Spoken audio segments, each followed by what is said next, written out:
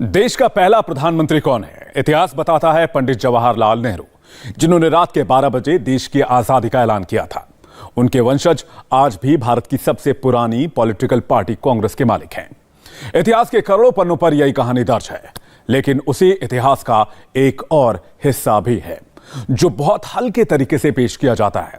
वो ये है कि नेताजी सुभाष चंद्र बोस ने 1943 में भारत की सरकार बना ली थी, जिसे 9 देशों ने मान्यता भी दे दी थी। और आज के अंडमान निकोबार द्वीप समूह में नेताजी ने आकर तिरंगा भी फहरा दिया था, लेकिन इतिहास में इस प्रयास को महत्व नहीं मिला या नहीं दिया गया।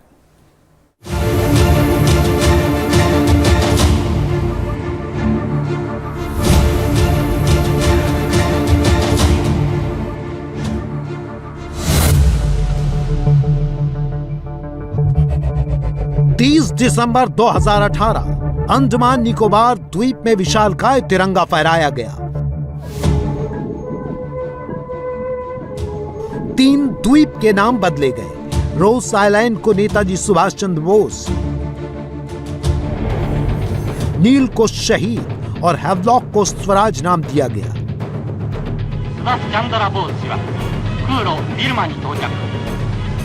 ये सब इसलिए हुआ क्योंकि भारत की आजादी से करीब 3 साल पहले 30 दिसंबर 1943 को नेताजी सुभाष चंद्र बोस ने यहाँ तिरंगा फहराया था, आजादी का ऐलान कर दिया था। भारत की स्वतंत्रता संग्राम में रेवोल्यूशनरीज को, क्रांतिकारियों को अंडरस्टेट किया गया। इसी से जुड़ी हुई एक और बात है कि जिस प्रकार से अनेक क्रांतिकारियों ने भारत की संस्कृति से, भारत की प्राचीन धार्मिक व्यवस्थाओं से, सिविलाइजेशन से प्रेरणा ली और अपने विचारों को बनाया और आगे इस लड़ाई को आगे बढ़ाया, वो चीज़ भी हमें मिसिंग मिलती। नेताजी सुभाष चंद्र बोस ने 21 अक्टूबर 1943 में सिंगापुर में भारत की सरकार बनाई थी। इसे उस समय 9 बड़े देशों ने मान्यता दे दी थी। द्वितीय विश्व युद्ध में भारत के जो हिस्से जापान ने ब्रिटेन से जीते, वो नेताजी की आजाद हिंद सरकार को सौंप दिए। नेताजी ने सरकार बनाने के बाद वायदा किया था कि 30 दिसंबर को अंडमान में झंडा फहराएंगे, और वो उन्होंने किया। उनकी सरकार ने भारत के नाम पर बैंक खोला, नेताजी की फोटो वाले नोट छापे, पूरा मंत्रिमंडल था, सेना थी, सेनापति था।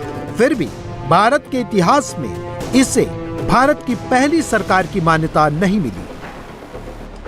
60,000 की इंडियन नेशनल आर्मी बनाते हैं, 26,000 लोग शहीद होते हैं, लेकिन इतिहास की पाठ्य पुस्तकों में आप 8वीं 12वीं किसी का उठा के देख लीजिए, 1/4 पेज में इस पूरे मूवमेंट को, इन पूरे चीज़ों को निपटा दिया जाता है।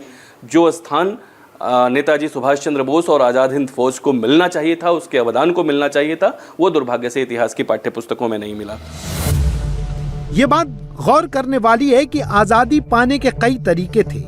दुनिया में उन तरीकों से कहीं न कहीं आजादी मिली भी थी, लेकिन भारत में एक खास सोच को सही मानकर इतिहास लिखा गया। उससे असहमत तरीकों को वो सम्मान नहीं मिला जो उन्हें मिलना चाहिए था। हम जो 1000 साल से संघर्षरत थे, उसमें हमारा कहीं ना कहीं स्व डाइल्यूट हो रहा था।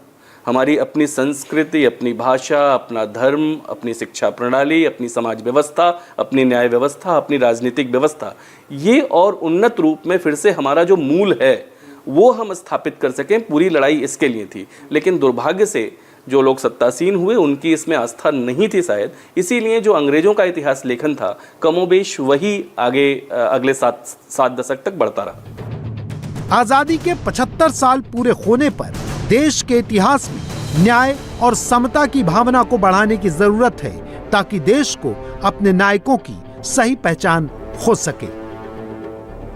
इंडिया टीवी हर वक्त हर जगह डाउनलोड करने के लिए सर्च करें India TV news Google play store या ऐप स्टोर पर।